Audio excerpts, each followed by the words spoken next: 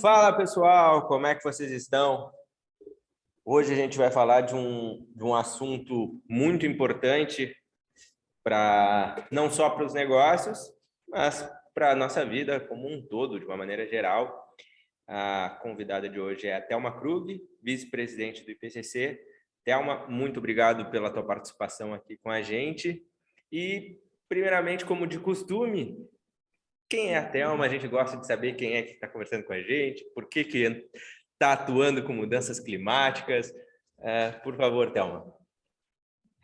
Obrigada, Wagner. É um prazer estar aqui com vocês. Obrigada pelo convite. Né? É sempre uma oportunidade para a gente falar um pouquinho dessa temática tão importante que é a parte de mudança do clima, né? E trazer um pouquinho do que é aquilo que eu chamo que é a conscientização do momento bem complicado que a gente está nesse particular, né? Então, Thelma Krug é uma mulher de 71 anos de idade, mãe de um filho que tem como background matemática. Eu fiz meu PhD em estatística espacial. Nos últimos 37 anos, até me aposentar em 2019, eu estive como pesquisadora titular no Instituto Nacional de Pesquisas Espaciais, o INPE, e responsável pela área de coordenação geral de observação da Terra, justamente aquela parte do Instituto que gera as estimativas do desmatamento na Amazônia Legal, no Cerrado, e agora expandindo isso também para outros biomas, né? Eu estou dentro do IPCC através de um processo de eleição, né? É um processo onde 195 governos membros do painel selecionam 34 membros de seu conselho, com um mandato de 6, 7 anos em geral. Eu estou com o IPCC desde 2002, ou seja, praticamente 20 anos, não é? Já em 3 ciclos do painel, em diferentes funções, vamos assim dizer. A última, que eu comecei em 2015, foi como vice-presidente, né? Como você bem sinalizou. A gente está vivendo um cenário de qual nos negócios está se batendo bastante na tecla para movimentos das empresas voltados à economia circular, à sustentabilidade, agenda de ESG nas finanças, e tudo está englobando o processo, todo o ciclo de uma empresa, o que ela produz, como é que funciona, ligados às mudanças climáticas. Então, eu gostaria que tu falasse para a gente um pouco o que são as mudanças climáticas e qual é a função também do IPCC, no qual hoje tu está como vice-presidente, quais são as ações que nós devemos tomar em prol de um meio ambiente mais, como é que eu posso falar, melhor para todos, né? Mais sustentável, possivelmente. Exato. Então, eu vou tentar falar um pouquinho, né, do IPCC. O IPCC, ele foi estabelecido em 1988, né? O seu primeiro relatório de avaliação veio em 1990. Inclusive, serviu muito como base para a criação da Convenção Quadro das Nações Unidas sobre Mudança do Clima. Ou seja, ele trouxe elementos que, na verdade, estimularam os governos membros durante a Rio 92 a criar, não é, essa Convenção Quadro, porque essa questão da mudança do clima era entendido como uma questão global, que não poderia ser individualmente tratada, não é, pelos países, e merecia, então, ter uma governança que permitisse, então, globalmente se tomar ações, né?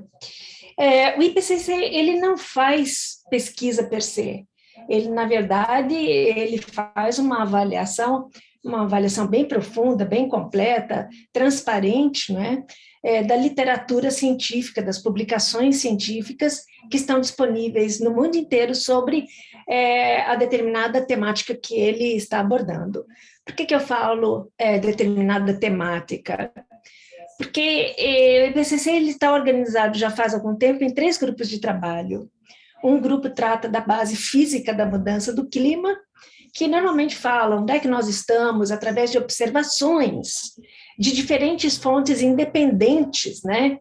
Inclusive dados satelitários, né? Que são o olhar a partir do espaço, ou seja, aquilo é bem certo, né? E várias outras fontes independentes, coleta de dados, né?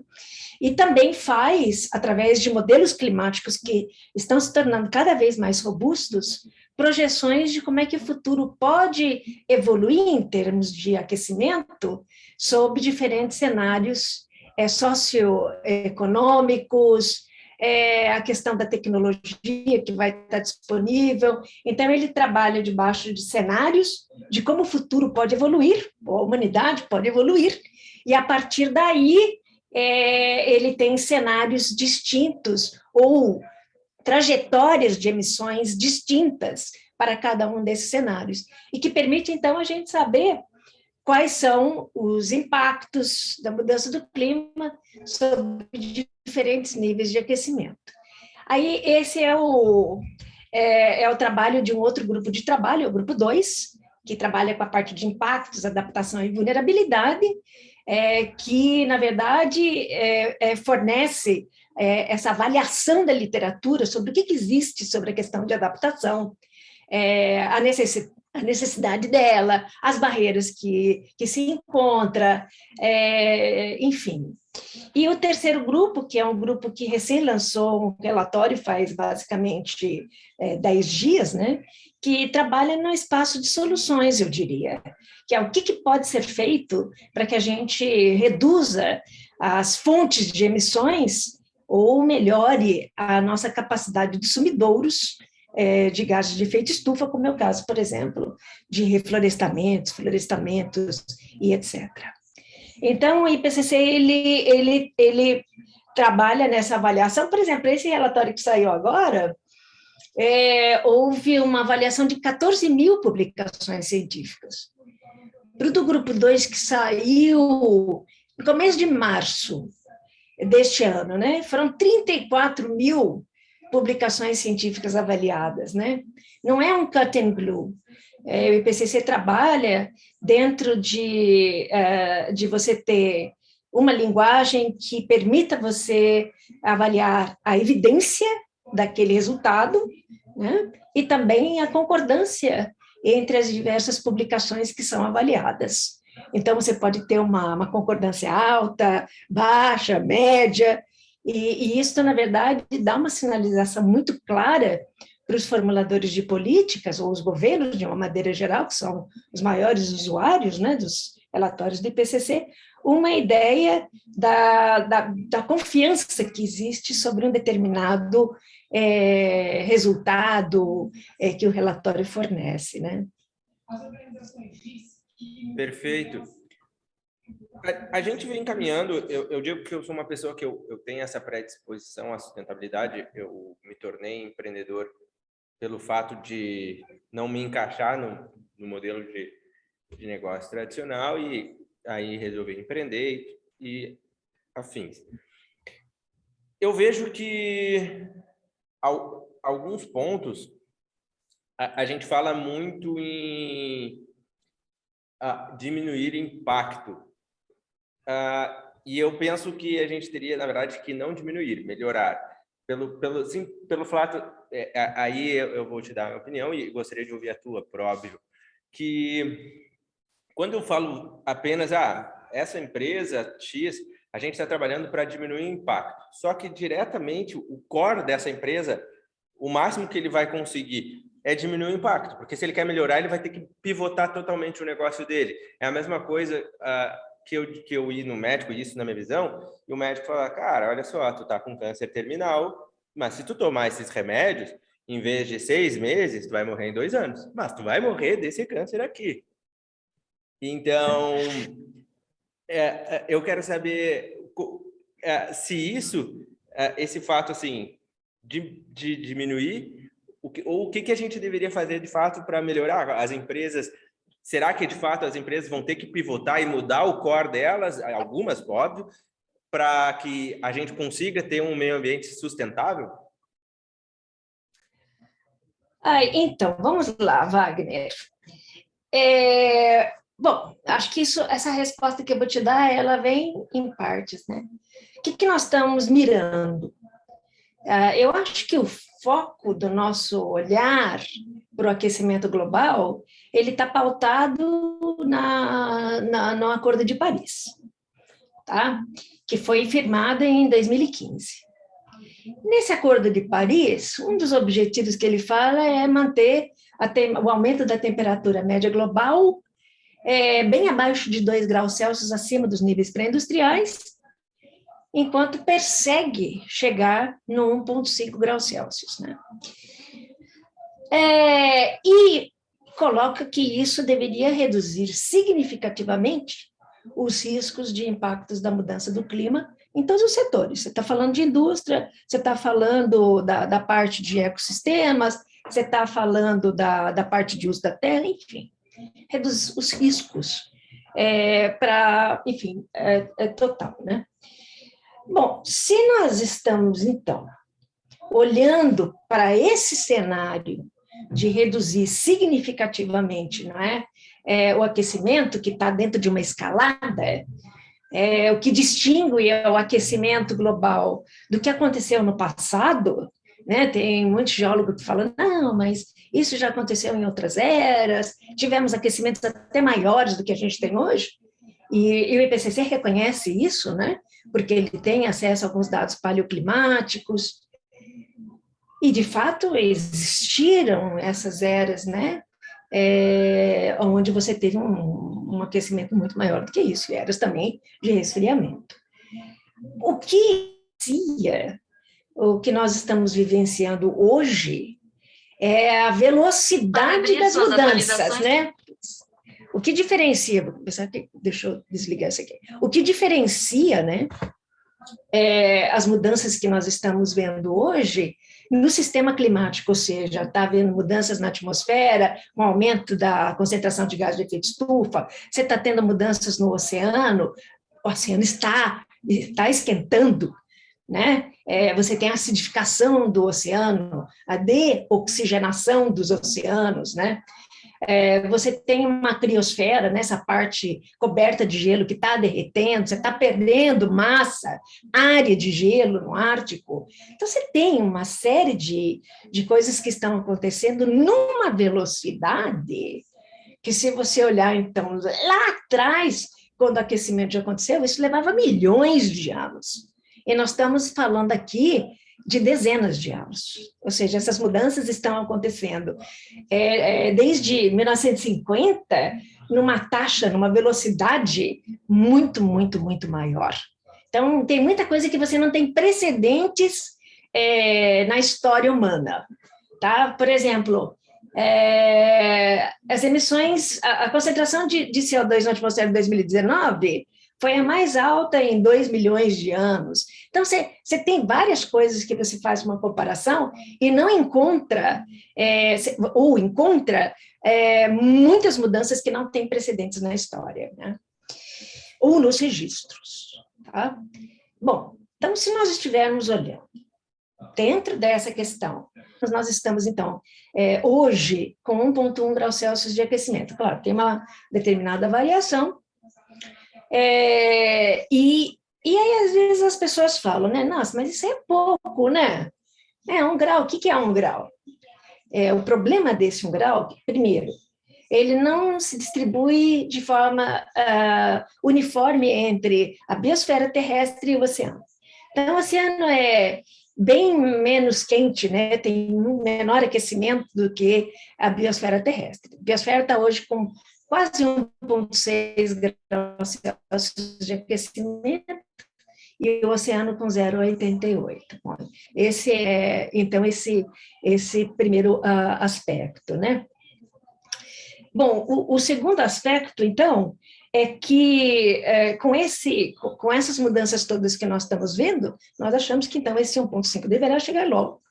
E esse aquecimento ele não é pequeno, porque por não se distribuir de forma homogênea no globo como um todo, hoje a gente vê, e os modelos mostram isso reiteradamente, né? E não é um modelo só, são milhares de modelos que o IPCC avalia, né? Ele não roda modelos, ele avalia o modelo da comunidade de modelagem climática, e eles mostram, então, que, na verdade, a parte mais ao norte do hemisfério norte, onde está o Ártico, por exemplo, regiões de permafrost, ou seja, permanentemente cobertas de gelo, já estão aí com um aquecimento ou em estações do ano, ou mesmo no ano, 3 vezes maior do que a média global.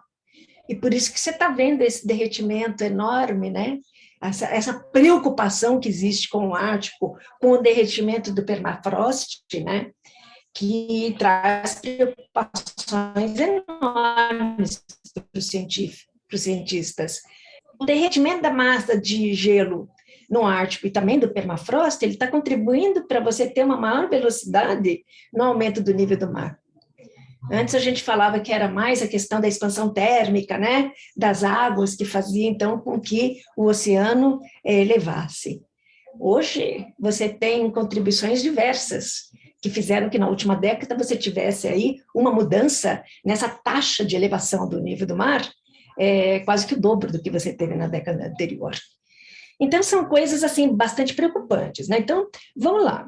Então, se a gente estiver olhando sobre essa questão de realmente ter uma meta de limitar o aquecimento a 1,5, e foi interessante que na COP26 isso ficou reforçado pelos governos, membros da convenção, que não abandonaram a ideia, entendendo pela ciência que há enormes desafios para chegar lá, né?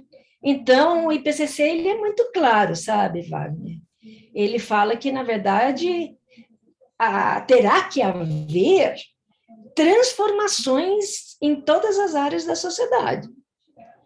E nós não estamos falando singularmente ou individualmente de um setor ou de uma região ou o que quer que seja, isso é global.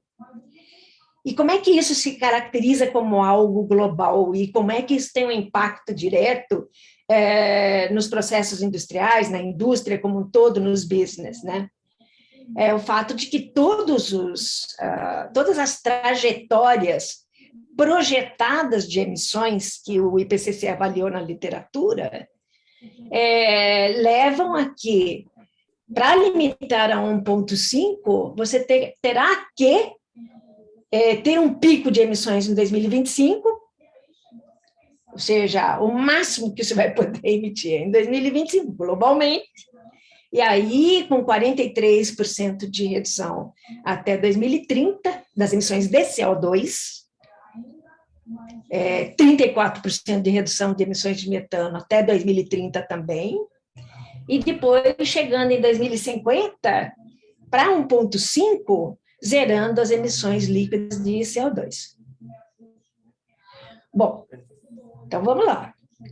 Para a indústria, é claro que a indústria, a gente está falando de várias indústrias, né? Então, você deixa eu fazer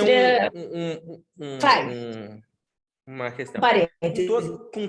Com todos esses dados, com essas informações, por que ainda existe dúvidas em relação às mudanças climáticas?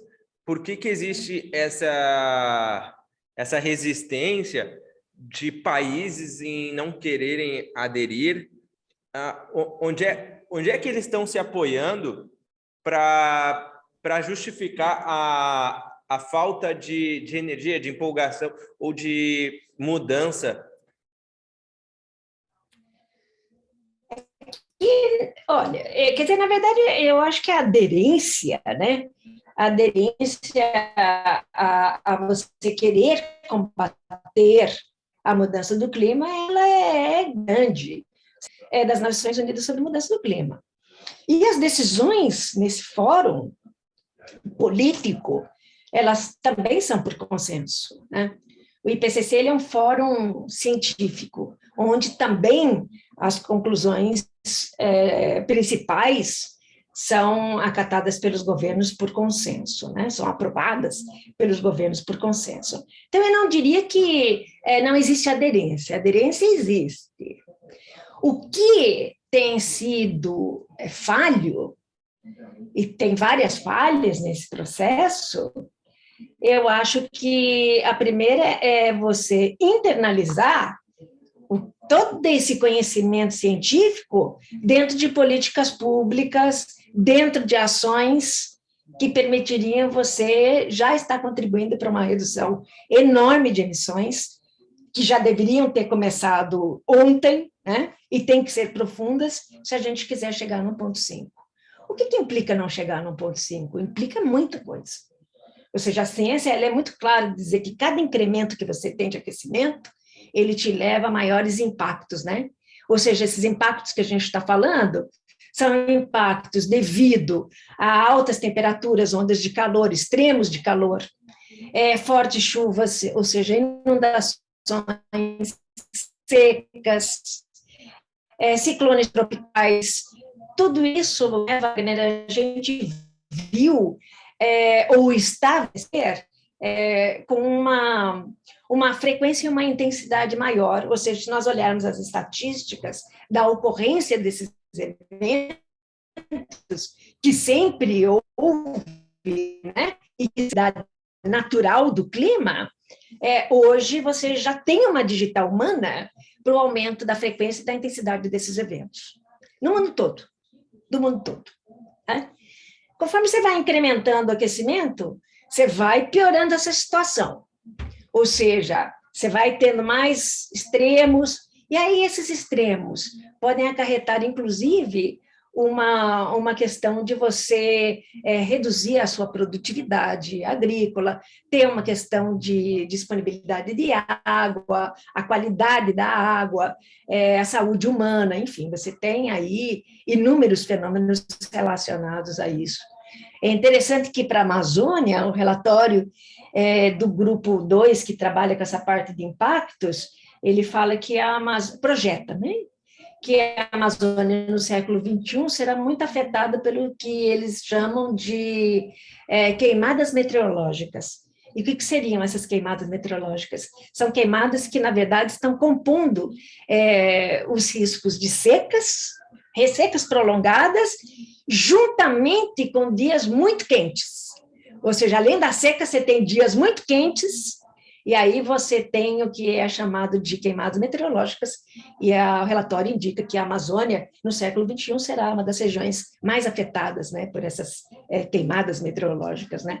Então, realmente, se buscar chegar nesse limite máximo de 1,5, deveria ser uma meta de todos os países.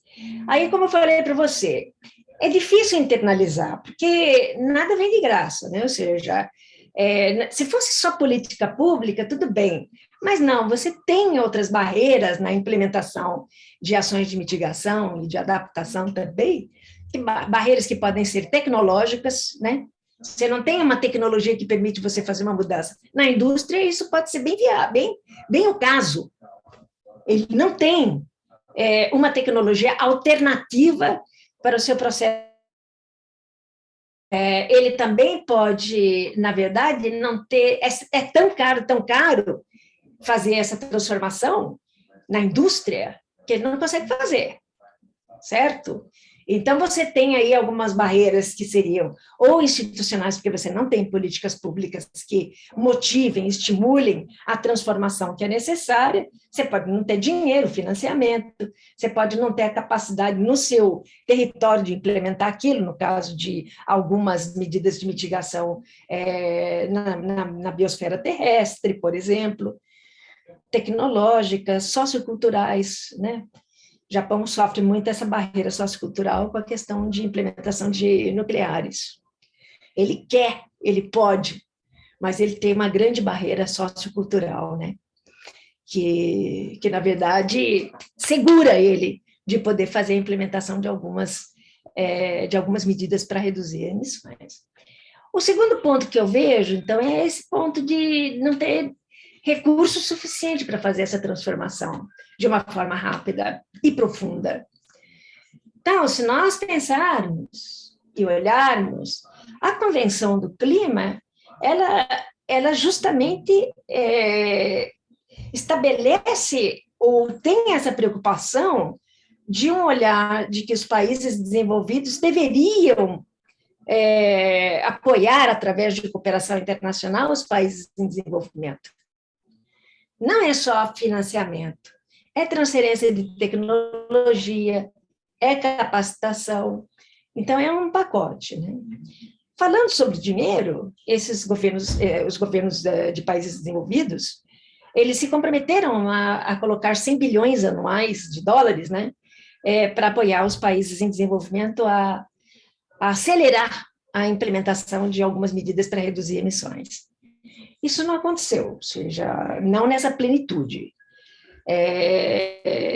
E, ademais, hoje, com o conhecimento que a gente tem, a necessidade que vai ficando cada vez maior e mais difícil de você fazer essa rápida redução de emissões, não custaria bilhões por ano, custaria trilhões por ano. Então, você tem essas dificuldades que são globais.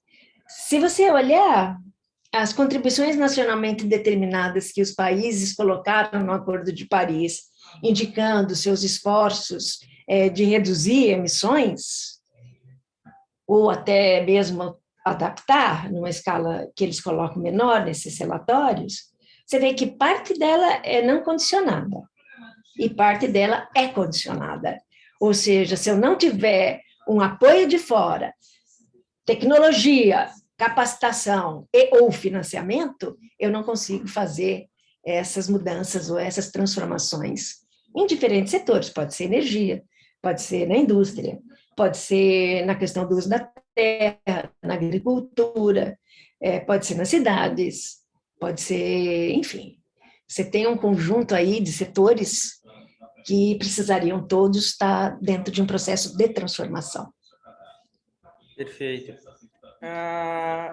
A gente com a pandemia, o que dá para entender, o que dá para a gente tirar de lição com esse cenário que a gente está vivendo e o que isso diz sobre as mudanças climáticas?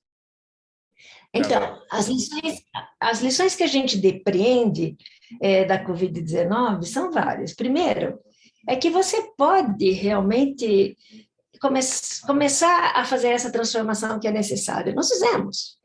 Ou seja, individualmente, nós deixamos de fazer um monte de coisa. E se a gente olhar para trás, a gente vai ver que não fez muita diferença.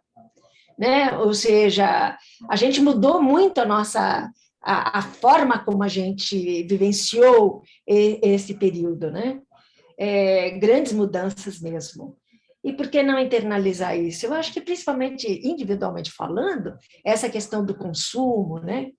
Ou seja, o pessoal não tinha muito o que consumir. Você ia no supermercado, você consumia com todo aquele cuidado, etc. Mas você não ia para o shopping center, você não ia, eventualmente, fazer compra, porque estava tudo fechado. Fez uma grande diferença na sua vida? Olha, eu acho que, de uma maneira geral, se o pessoal avaliar essa questão do consumismo, essa questão toda, eu acho que vamos ver que, na verdade, a gente poderia viver com bem menos, né? Poderia desperdiçar bem menos. Poderia fazer individualmente, pequenas ações que teriam também que estar respaldadas por uma sistêmica mudança no país também, ou no município, ou nas cidades, né? Principalmente na parte de transporte, mudança Quantas pessoas não começaram a andar de bicicleta? A venda de bicicletas foi durante esse período, né, Wagner? Verdade. Foi impressionante. Eu comprei uma. Então, quer dizer, e por que isso não é internalizado? Eu vejo que não é internalizado porque não há investimentos públicos que permitam você ter uma maior tranquilidade de usar esse modal de transporte sem que você seja ameaçado de ser atropelado, e outros fatores, não é, que são preocupantes quando você está utilizando esse meio de transporte, né? Mas, veja, com um pouco de investimento em boas políticas, seria muito plausível você imaginar que essa transformação no uso de diferentes modais poderia ocorrer, sem grandes dificuldades. Eu chamo isso de os low hanging fruits, o que dá para fazer sem muito transtorno, né? Então, diga. Não, esse cenário da pandemia, eu sempre digo que tudo a gente consegue tirar lado positivo, inclusive nesse que teve muitas situações, por óbvio, ruins. Mas eu destaco esse ponto que tu falou, que a gente deu para mostrar, a gente conseguiu viver sem precisar ir no shopping todo dia, sem precisar pegar o carro todo dia. Exato. E na verdade, eu tive relatos de gente próxima a mim que conseguiu dar mais atenção para a família, que conseguiu... Porque tinha que ficar em casa, então tu vai lá, daí tu faz uma janta em família, coisas que às vezes a correria do dia a dia não te permitiu. Propriamente nos negócios, nossa, eu vou dizer, no meu negócio, as reuniões presenciais acho que diminuíram mais de 50%. A gente trocou pela videoconferência, então é menos transporte, eu não preciso estar me locomovendo, o pessoal da área comercial não precisa estar saindo. É uma série de situações que a gente vê. Cara, tem as soluções, tem como fazer, basta um pouco de boa vontade também. Você sabe que os relatórios do IPCC, como você tem 195 países membros, e a aprovação do sumário para formuladores de políticas, que é uma síntese dos resultados mais relevantes do relatório, que normalmente tem 1.500, 1.700 páginas cada um, ele normalmente tem 500, 600 participantes, né? Normalmente, isso seria feito de forma presencial, sempre foi. Então, imagine que você está transportando 600 pessoas, né, que estão utilizando ali diferentes meios, principalmente o aéreo, para se deslocar de um lugar para outro. Os 3 relatórios deste ciclo foram aprovados virtualmente. Leva mais tempo, porque o que a gente faz em uma semana presencial, a gente leva 2 semanas virtual. E como você tem participantes de diferentes partes do mundo, no meu caso, por exemplo, parte da aprovação era feita, começava às 2 horas da manhã. Várias pessoas, né, vivendo aqui nessa parte do mundo tinham essa dificuldade, né? Mas quando você fala dos pontos positivos, né, que você, enfim, daquilo que você vivenciou e achou positivo, né? Eu vou dizer para você, antes da pandemia, eu viajava praticamente 50% do mês eu estava fora do Brasil. Então, era chegar, praticamente fazer uma outra mala e já me preparar para a próxima reunião. Isso foi por anos a fio, Wagner, anos a fio. Quando veio a pandemia, e eu tive a oportunidade de parar, e as pessoas disseram, ela vai morrer, porque ela não está acostumada com essa vida. Muito pelo contrário, eu acho que eu aprendi o que é viver. Então, esse maior contato com a minha casa, com o meu canto, com meus bichos, com as minhas plantas, o contato com a minha família, que, na verdade, mesmo à distância, ficou mais intensificado do que antes da pandemia. Né? Essa preocupação da família com o meu bem-estar, com a preocupação de eu não me expor ao vírus, foram coisas que eu particularmente acredito que ficaram enraizadas. Eu estou tendo uma dificuldade enorme de voltar a viajar, porque eu encontrei um outro lado da vida que fazia muito tempo que eu não tinha tido enfim, a oportunidade. Mas eu queria falar uma coisa para você que também foi interessante. Não é tão relacionada, não é, porque fala da Covid-19. Então, no relatório de adaptação, o relatório, ele é claro, ele fala desses impactos, ele fala de adaptação. Uma das formas de você fazer adaptação é você preservar os ecossistemas, minimizar a perda de biodiversidade, enfim, você tem mil maneiras de você se adaptar na parte de ecossistemas. Mas, no relatório da parte da América do Sul, que é uma parte regional, que a Covid-19 trouxe um aprendizado, que é justamente a questão de se evitar a degradação de ambientes naturais, as nossas florestas, por exemplo, na Amazônia, ele menciona especificamente a Amazônia, e visando não ter o transbordamento de vírus que estão naquele habitat natural e que viriam, então, para a convivência dos humanos. Ou seja, se você parar para pensar, poderia ser o início de uma nova pandemia. Sim. Ou seja, você está tirando, não é, um habitat, né, de animais, de insetos, de uma vida, né, que você tem ali, que tem seus próprios vírus e etc, etc, e com essa questão de depredação, não é, dos nossos recursos florestais, você vê muito isso acontecendo, você vê muitos animais vindo, né, mais para a área urbana, causando problemas enormes, porque o habitat dele foi totalmente dilapidado, né? Sim, porque o fato da gente, ser humano, eu costumo dizer que o ser humano tudo é demais, ele é inteligente demais e ele vai fazendo tudo demais, tudo. E essa expansão acaba que tudo tem um preço, né? A gente vai querendo entrar, vamos botar assim, mata adentro, e tem as consequências.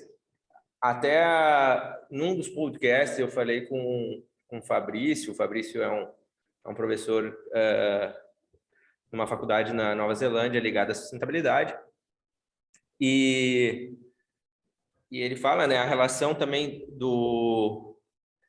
da questão do consumo de carne, que faz a gente, no caso o Fabrício é vegano, mas ele fala o quanto isso impacta. Então, e o fato da pandemia estar muito ligado também ao justamente a gente querer sempre mais e mais e mais e não buscar o consumo consciente. Então, é por isso que eu digo, né, que para que a gente também consiga contribuir, porque às vezes as pessoas, eu converso com bastante gente e falo, mas não tem uma política clara para isso, não, o nosso presidente não apoia, mas eu fico perguntando, mas os teus próprios atos no dia a dia, como é que são? Exato. E isso só é um reflexo do que a gente faz. Então, não adianta, às vezes a gente quer a mudança, mas a gente não está disposto, às vezes, a mudar os nossos hábitos para que isso aconteça. Então, você sabe que é interessante, nesse relatório que saiu agora há 10 dias, né? Existe justamente uma parte voltada à questão de dietas. Não é a primeira vez que o IPCC traz essa questão do lastro de carbono naquilo que você come, né? Ou seja, isso poderia ser até visto, né, Wagner, como sendo algo prescritivo, ou seja, não coma carne, não tome leite, enfim, o IPCC ele não pode ser prescritivo, né? Mas é claro que ele coloca isso de uma outra maneira. Ele fala que a mudança de dieta, né, de baixo teor de carbono, ela tem uma contribuição, pode ter uma contribuição enorme na questão da mitigação das emissões na agricultura, e particularmente aí pelo nosso gado.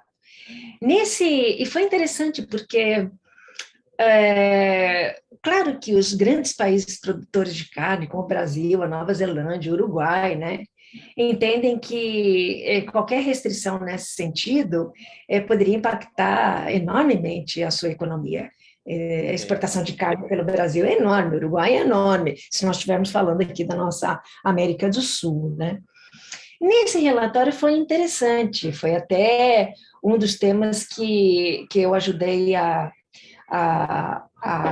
ajudei a chegar a um consenso, né, já que tudo é por consenso, uma questão de não se fazer referência somente a dietas baseadas em plantas, né? O plant-based diet, né? Porque isso traria no seu bojo uma restrição à proteína animal. Então, na verdade, existe o que foi colocado no relatório como dietas balanceadas. Tá? E aí tem uma nota de rodapé, se você for ver o sumário, que fala o que são dietas balanceadas. E, no fundo, ela está baseada na questão de uma dieta baseada em plantas, porém, não elimina a participação da contribuição na sua dieta de consumo de animal, né? Mas feito de forma sustentável, ou seja, tem uma ressalva. O que é fazer de forma sustentável a questão do gado, ela é complicada por causa das emissões de metano, né, Wagner?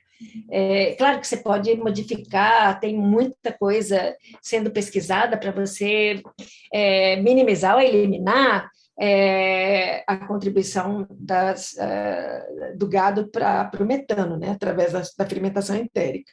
Então, você já está com algumas vacinas, mudança de forrageiras, já que nosso gado é praticamente solto, né?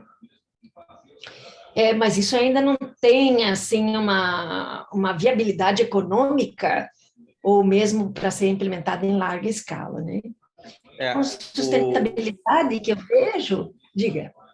Não, da forma que eu vejo, imagina, aqui no Sul é churrasco para cima e para baixo, né? Juntar os amigos, tudo é churrasco. E eu sou vegetariano, mas eu sempre converso com os meus amigos e eu digo, eu não sou um que eu falo para as pessoas que elas têm que ser vegetarianas. Eu digo que elas têm que ter um consumo consciente, porque isso está diretamente relacionado. Eu digo, cara, eu tenho os meus princípios, os meus motivos para não querer comer carne, mas eu acho que vocês não precisam não comer carne, mas tem que entender que existe toda uma causa que envolve se comer carne. E isso é uma das mudanças de hábito. Por exemplo, aqui no Rio Grande do Sul é cultura. Então, tu dizer assim, para que a gente tenha um impacto melhor, vamos ter que diminuir o consumo de carne. A agropecuária nunca vai se sujeitar, e é o que eu digo ali também mas é o nosso core business, é aqui que eu ganho dinheiro. Como é que eu vou mudar isso aqui? Daí, se eu fizer isso, eu não sei o que fazer. E isso eu acho que é uma das barreiras, porque a gente vai defendendo e enquanto tem outros países que têm, por exemplo, países desenvolvidos que comem uma quantidade enorme de carne, enquanto países que não comem carne. E aí entra também o que eu falo da questão de sociedade, né? O que a gente pensar que se a gente comesse menos, poderia impactar mais para que outras pessoas também pudessem comer. Então, a gente fala de alimentar um planeta e uma série de hábitos que a gente está, a própria soja que a gente poderia também implementar nisso, também não está sendo destinada para isso. Então, eu vejo que essas mudanças de hábito é uma delas, que as pessoas, elas assim, quero mudar, mas desde que não mexa no meu estilo de vida. Eu sou vegetariana também, e às vezes a gente está vendo, não é? Ou seja, essa escalada, vamos assim dizer, de pessoas que estão ficando mais adeptas à questão do vegetarianismo, não por causa da mudança do clima, mas mais por razões éticas, eu diria, né? Que é também meu caso, e claro, favorece também a questão da mudança do clima, mas eu já era vegetariana muitos anos atrás, muitos mesmo. Minha mãe era vegetariana, né? Meu filho, neto, nora, todos veganos, pior, né? Ou seja, é um extremo que eu não consigo chegar, mas enfim. Mas sempre fica aquela questão, né, cultural, não, mas você não tem substituto de proteína animal, né? Ou seja, quando na verdade isso não é verdade, né? Ou seja, você tem sim que fazer alguns tipos de reposição, vitamina B12, por exemplo, que você só encontra na proteína animal, mas é tão pequeno perto dos benefícios, não é? Que eu particularmente vejo, né? E PCC, é claro, não fala sobre isso, ele só fala realmente no potencial de mitigação que haveria com uma mudança de dieta, e agora falando dessa questão da sustentabilidade na produção de carne, né? Então, é interessante. Mas tem um aspecto também, sabe, Wagner, que o relatório coloca, que é justamente o impacto da mudança do clima em cima do animal. Tá? Não é só em cima do animal, é também em cima dos trabalhadores rurais. Ou seja, você vai ter uma queda de produtividade no trabalho, né? Porque você vai estar debaixo de muito calor, temperaturas muito altas. Isso se distribui no Brasil de uma maneira não uniforme, mas isso também afeta os animais. Então, debaixo de situações onde o número de dias muito quentes, particularmente ali na região centro-oeste, a Amazônia, né, é muito grande, você vai ter um número muito maior de dias muito quentes, e é claro que isso vai impactar também o nosso gado e vai afetar a produtividade de leite e outras coisas mais, né? Isso é colocado mesmo o estresse animal com relação à mudança do clima, principalmente por esses extremos de calor. E para a gente estar chegando ao fim aqui, só para a gente pegar essa parte social, assim, as mudanças climáticas, ela tem um impacto, quão grande é na questão da sociedade ou da população que também é de país subdesenvolvido, que está buscando, passa por bastante problemas, né? O que impacta esse cenário que a gente está vivendo? Então, infelizmente, a mudança do clima, ela tem um impacto muito maior nas populações mais vulneráveis, né? Isso é um fato. Os relatórios do IPCC têm buscado muito a gente perseguir trajetórias de desenvolvimento que são resilientes ao clima. E aí, isso indicaria que você estaria fazendo mitigação junto com adaptação ao desenvolvimento sustentável, a atingir os objetivos de desenvolvimento sustentável, que para muitos países em desenvolvimento, e principalmente os menos desenvolvidos, né, seria praticamente quase que não atingível, né? Então, você tem um problema de inequidade muito grande, de injustiça muito grande que a mudança do clima traz. Ou seja, aqueles que são os que menos contribuíram mesmo, e continuam contribuindo, os que menos contribuem para o aumento da mudança do clima agora, são aqueles que mais serão penalizados, né? E por isso que o IPCC tem trazido muito à tona essa componente social nos relatórios dele. Ele fala muito de transições justas, né? Ou seja, como é que a gente pode fazer todas essas transformações que a gente está falando que a sociedade precisa fazer como um todo e ainda ser justo. Como é que você faz naquele caso onde o indivíduo explora, por exemplo, a questão do carvão, há gerações, ele não sabe fazer outra coisa. Então, a hora que você fala que você tem que parar a produção de carvão, o que será, não é? O que será dessas gerações, né? Eles não sabem fazer outra coisa, não teve essa oportunidade, né?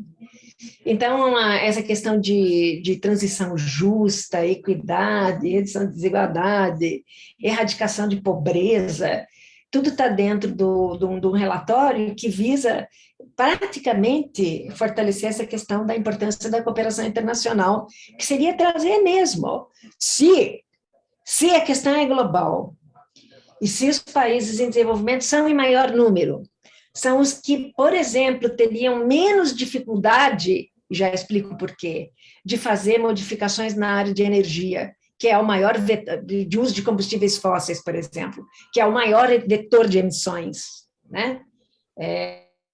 Então, por que a gente teria mais facilidade? Porque a gente ainda está em desenvolvimento, você pode mudar a sua matriz energética, você pode fazer um portfólio, não é? De produção de energia. A eletricidade pode ser toda. A eletricidade pode ser toda com renováveis, porque os renováveis, solar, eólico, diminuiu muito o preço.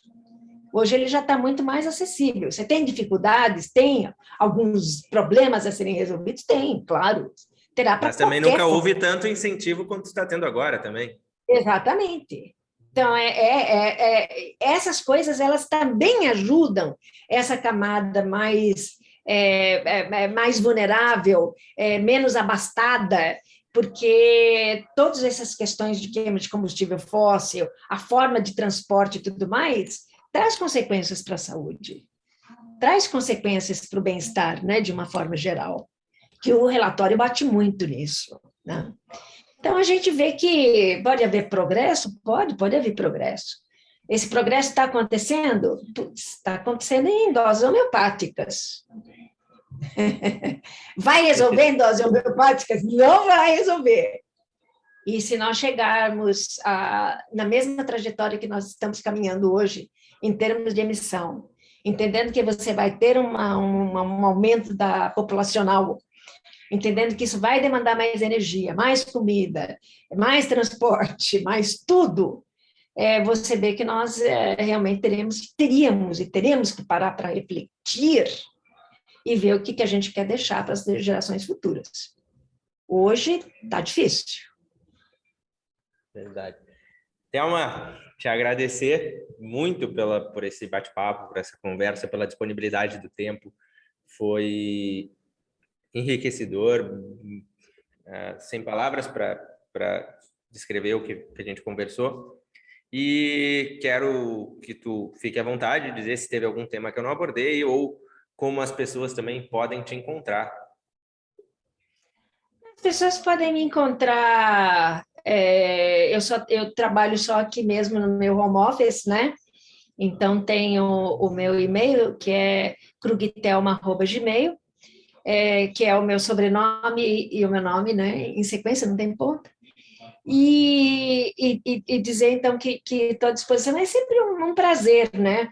Poder compartilhar um pouco dessas preocupações, conhecimento com preocupação, eu diria, né?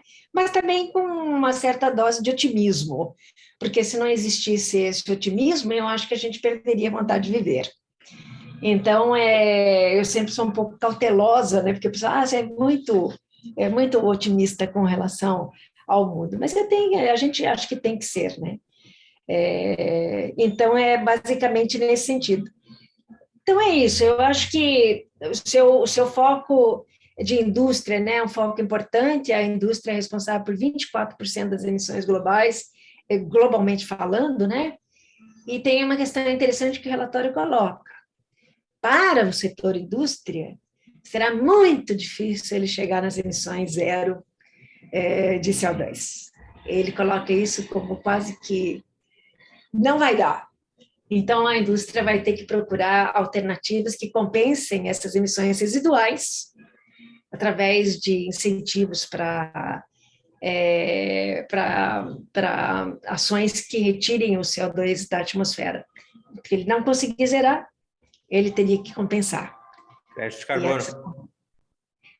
Olha, seria mais... Olha, eu não tenho muita fé, vamos assim dizer, mas aí é uma questão totalmente pessoal minha, né?